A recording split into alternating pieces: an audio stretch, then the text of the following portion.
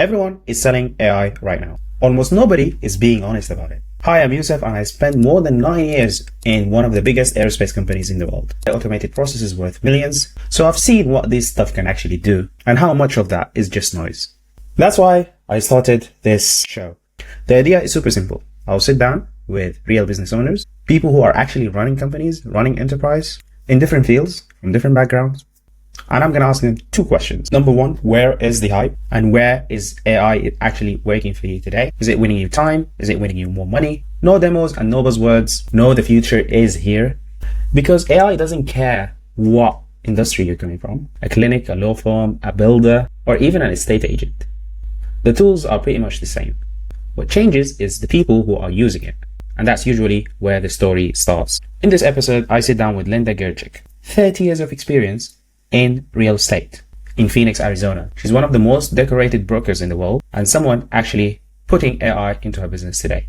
How was she able to do that in an industry that is built on relationship and connections? We will get into what worked, what flopped, and where she's trying to put AI today. So if you are a business owner with a real story of your own, drop me a comment. The wins, the failures, and the expensive mistakes, and you want to share all of that for your fellow business owners, I'd love to have you on the pod. Just drop me a comment or an email and let's make it happen. Linda, thank you so much and good to see you again. I think last time, we talked about yourself and we talked about your experience in the world of real estate. So are you able to give, 2-3 minutes just to let everyone knows who you are, what's your background, Certainly. How long you've been in the industry? Yes, my name is Linda Gerchick. I own my real estate brokerage and I'm a commercial broker. My background prior to selling real estate is that I sold Arabian horses for 15 years around the world. And that being said, it gave me a very deep understanding of investments, investors, and how money really works. I've been an investor myself since I was 17 years old in the Phoenix market. I'm based in Arizona. I'm also a CCIM, which is equivalent to a PhD in commercial real estate. It's pretty exciting. It's a worldwide designation. There's only about somewhere between 9 and 10,000 of us in the entire world, and it's very difficult to get. That being said, I've been a broker in Arizona for 30 years. I've sold well over 3,000 buildings. And in 2005, I was a guest of the Chinese government to teach the Chinese government how to do feasible real estate. So I've done seminars, I've got books out, I've done pretty much it all, and I certainly enjoy real estate. So that's me. Plus, I'm a grandmother. I have 2 great grandsons. Amazing. That's really amazing.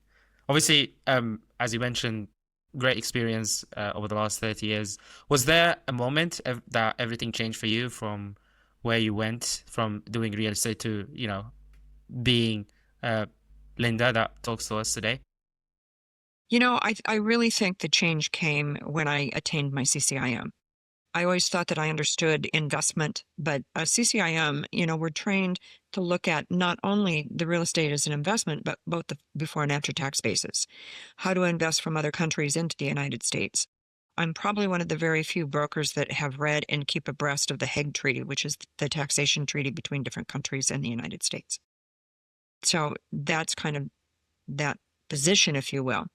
And then, as far as more recently and more attuned to this conversation, AI has now and is continuing to play a very large part of what I do every day.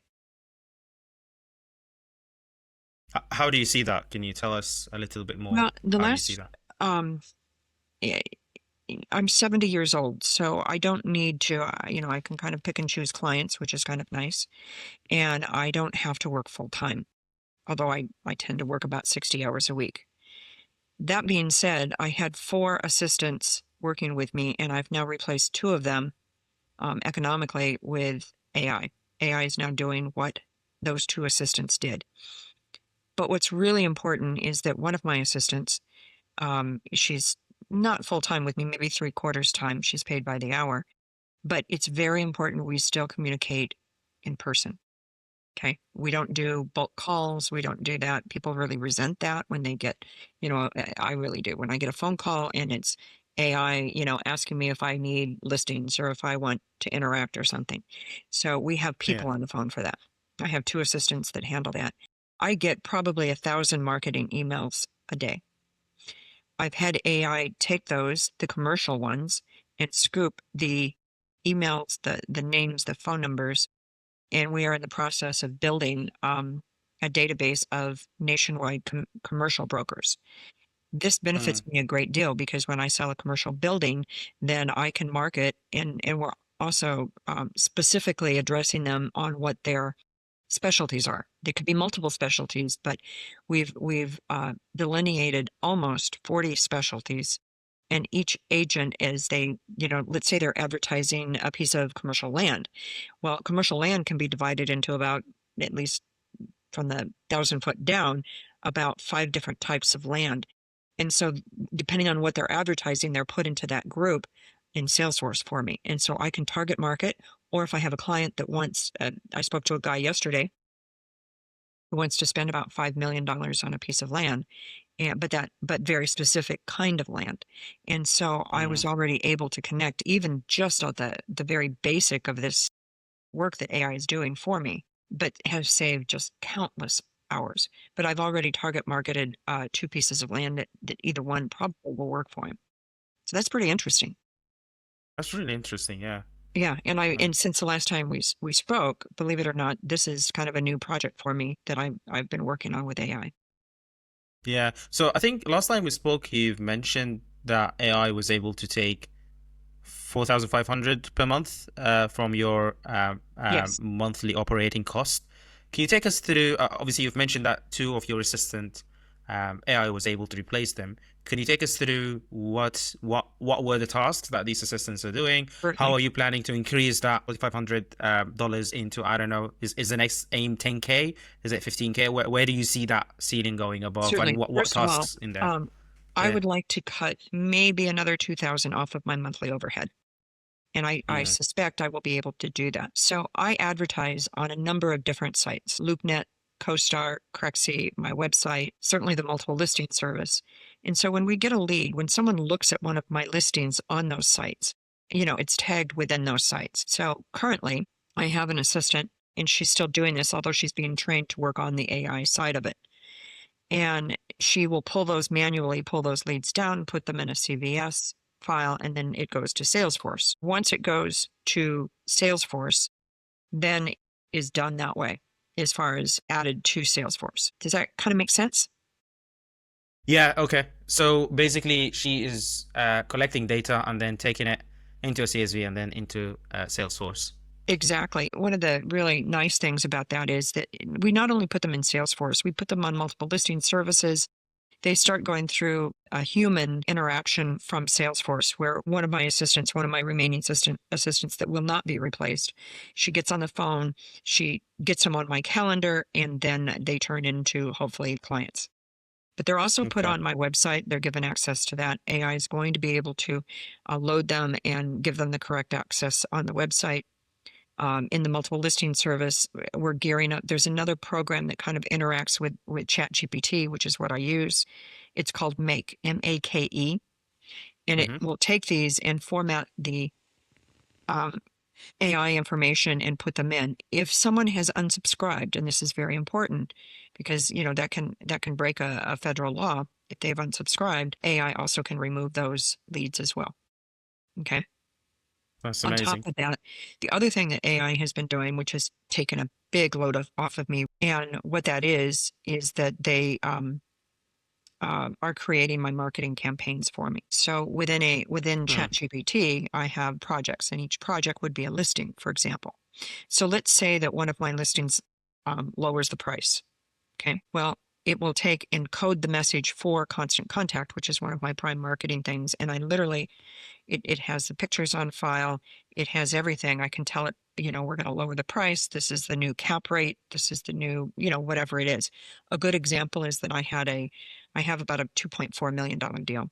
And the seller, because of interest rates where they're sitting right now, has decided to do an under market seller carryback for 5 years at 5% interest, which is about 2 points under what current interest rates are. And so that's very advantageous to an investor. Well, AI was able within about 3 minutes to create a whole new marketing campaign, and it was sent out. just like that. Whereas before, it would have taken me, if I'd done it myself, it would have taken me about 2 hours. And if my assistant did it, it took her about 3 hours. Once that's sent, then I can also download and make the people that have actually opened that email, and then the ones that have clicked through onto the listing itself. And so AI can take that information, can make it correct, and then put it into Salesforce, which puts these people at the top of my assistant's list to get on the phone and get them on my calendar. It's pretty smooth. That's brilliant. Yeah. What you've mentioned that there is another £2,000 or $2,000 that you're looking to take off your ops cost. Where do you see that, and where can you actually, expand even further? What's your plan in terms of getting into that Certainly really lean, almost no cost at all of ops cost? Because I think when we talked last time, you mentioned that was a big headache for you, isn't it? Yes, it is. Yeah. And I was handing off these flyers to my 2 remaining assistants to scoop the information from. Okay. AI is now doing that. So that's automatically going to do it. We're also going to, at this time, I have an assistant named Kylie. She's located in South Carolina. She's actually my niece, but she really wants to cut back her hours. She probably makes $1,500, $1,800 a month with me.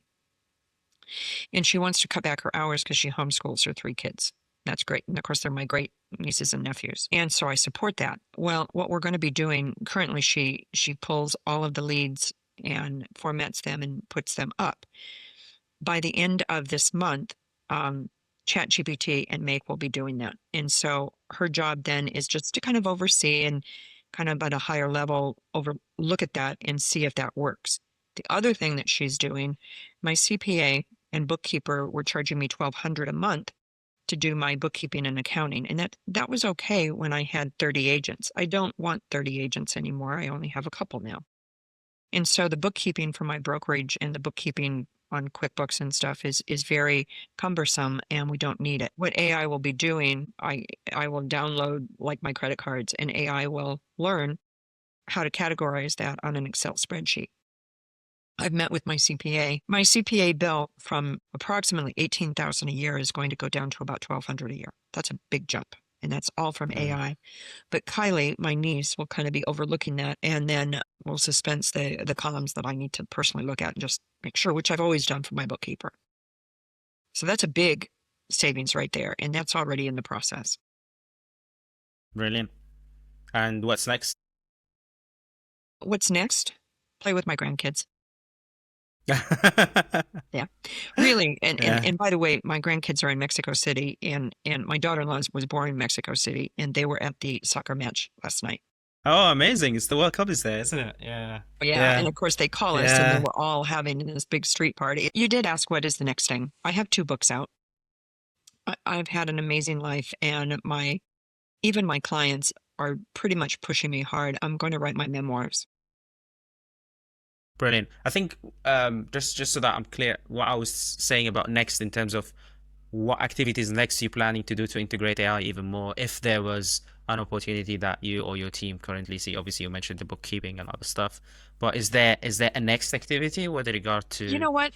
where you see is AI evolving is? so quickly that maybe I can say I don't know. I'm certainly open to whatever happens. And what's amazing about that is that my son teaches AI at the English level for Arizona State University. And so he's very helpful, and we'll go from there, Yeah, that sounds great. So I think my next question was going to be around, the numbers in general, how many leads normally you deal with on a weekly basis, and how many of those leads AI is able to help. When they comes in, obviously you've mentioned Salesforce. Is there any other systems so from what I gathered, you've got ChatGPT projects, you've got Make.com, and you've got Salesforce, and you've got CSV files. Do you have a dashboard that tells you where everything is? First, are these only the systems you've got, or using something else? I have used Salesforce since 2012. And that being said, I have customized my Salesforce so deeply that I don't need a dashboard. Okay. We have all the reports. We have all the scheduled reports. We have everything segmented into Salesforce.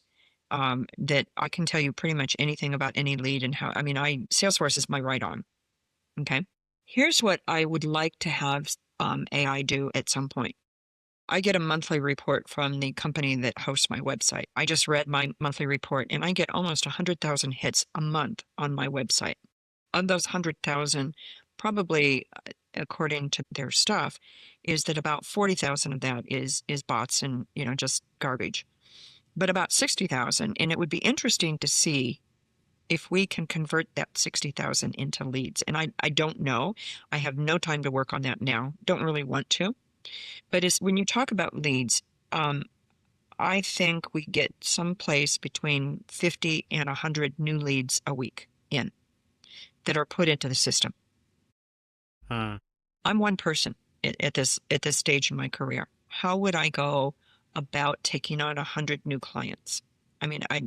First off, I wouldn't do it because I couldn't service my existing database, and I couldn't make other people happy. However, of that 100, let's just say it's 100, okay? Of that 100, how many of those are just not ones that I want to work with? Okay, for whatever reason, maybe their credit's bad, maybe they're just kind of going along. It doesn't matter to me because I'm kind of a deal junkie. It doesn't matter if it's a $500,000 or a $5 million deal. To me, it really doesn't. I still work on them. I don't care if they're a beginning investor. I don't care if they're a very experienced investor. What I care about is if they're real. And if they're people that I would be comfortable sitting and having lunch with or invite into my home. Those are the kind of clients that I work with. And I work on relationships, not kind of one-off deals. Okay. That being said, how do I start spreading those? Because I could refer them to another agent and they'd pay me when they do a deal. Okay. I'm happy to do that. But unfortunately, most people want me. And so my next goal, and I would imagine that I could explore AI and make this happen, is to have some way to decide what they are. Are they real? Yeah. Are they not real? Are they looky-loos, as we say? I don't need serious about investing, if you will. Yeah, that's really interesting because it's something that I found in other industries as well, which is basically qualification of the lead, right? You want to know basically like a profile, which is something people can do today with AI as well, which is based on the name and the email. Go and scrape and get me data about this person from their Facebook, LinkedIn, website. What do they do for work? Have they filed for bankruptcy? What company they are in? So you can create a profile, and that profile tells you that information, and then tells you what the next action is, which is, as you said, it could be, this is someone I want to work with, or this is someone I can refer. And then that's the power if you connect that to your internal system, you can say, oh, you can refer this person to that agent because that agent works with this profile, right? Yes. And the third one is like, no, this is a waste of time. The score doesn't make sense. Don't work with it. Yep. Yeah. And, time is money, money is time. And if I and it sounds like I'm being picky, I'm not. But if there's someone there that maybe I just don't connect with, well, why lose that potential lead that has been generated through my marketing, or however they come in? Yeah. And then I can refer them to another agent, and that's easy. I think my last question is going to be about a magic wand. Like, obviously, you've been doing this for a long time. You've had an amazing career. Very, very interesting. So my last question is around, if you had a magic wand, what is that one thing that you would do to make your business or to make what you do today easier? What is it, and what would you do with the hours you get back from a work perspective? Obviously, all the hours, if we're able to get back, we spend with our families and with loved ones. But just trying to kind of understand, where the bottlenecks and where are the tedious, activities from the job. Yeah. If I was sitting where I am today, using AI, using my systems that have gone in correctly and stuff like that, if I could pull myself back to about 2006 or 2007, I would have been retired by now because I would have been able to do it right. But we weren't there with technology at that time. Mm-hmm. Okay. What does do it right mean in this context? Well, it would have meant, and I'll give you an example. I did a seminar for Please. investors in 2006. Okay. I sold 80 properties in one day. 80. Nobody does that. We closed all 80 of them. If I'd had another 80 properties like those, I would have closed another 80 of them. I mean, it was just crazy. But the background work to close 80 individual buildings is just backbreaking. In today's world, that workload would have been cut at least in half. It still would have been a lot of work, but it would have been at least in half. The other thing is, this world was not as litigious as it is today. People will sue just because they think they can. Okay? And the paperwork of today versus the paperwork of 15 years ago for real estate, it's at least 3 times the amount of paperwork. Because every time somebody sues for something, another document's created that needs to be signed. And it's very, very frustrating on that, both for me and also for the buyers and the sellers. They're like, when is this going to stop? You know, if that makes sense. Yeah, it's endless, it seems like, isn't it? It does. And for example, many years ago, and I mean probably 25 years ago, it was raining one afternoon. And I sat down with another agent who's very well known, and we wound up at a restaurant, and it was raining all afternoon. So we just sat there, kind of drank a couple bottles of wine, if you want the truth, and we started a list of what we did behind the scenes as a broker on a transaction. Okay? I still wish I had that list. I don't. At that time, and understand this is 25 years ago, it was 270 items, 269 to be exact, of things that the public have no idea what a good broker does. If I would sit down, first off, I don't even think, because I do it so automatically now, just to sit and write that list, to be able to give to young agents and go, this is what a good agent does, you know, it's amazing. And then to take that list and say, okay, this can be done by AI, this still needs to have a person. But what's interesting is that my son and I have been working on this just with my personal business. The AI that I'm using currently costs about $200 a month. It's a professional business level, okay? And as I'm thinking of stuff, we have a living document, and my son is helping me a great deal when he's not at a soccer game. But Rarely. to do that and prioritize my life, if you will, because what I want to do in today's world is cut back my hours, still provide the same level of service to my clients, but and certainly cut down my expenses. And when I talk about cutting down my expenses, it's not that I'm broke by any means, but what I want to do is tone it back so that I don't have to. You know, when I started this, and you came into my life at a good time, but when I started this about 3 weeks ago, my overhead when I stepped out of bed every morning was about $18,000. So I had to make $18,000 a month to maintain my lifestyle and what I do.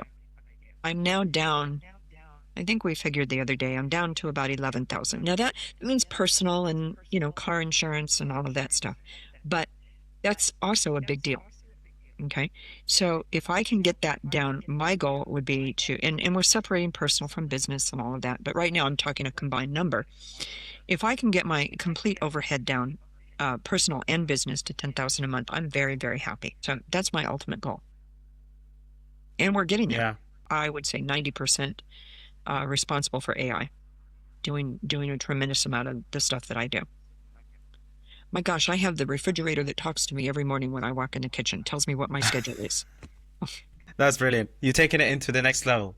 I try. Love that. So, Love that. I hope I was helpful today. That was amazing. I really loved it. That was really good. Really joyful conversation. Really enjoyed it. What I would say is thank you so much. Very much appreciate your time. This was great. All right. Take care. All right, Linda. Cheers. Have a good day.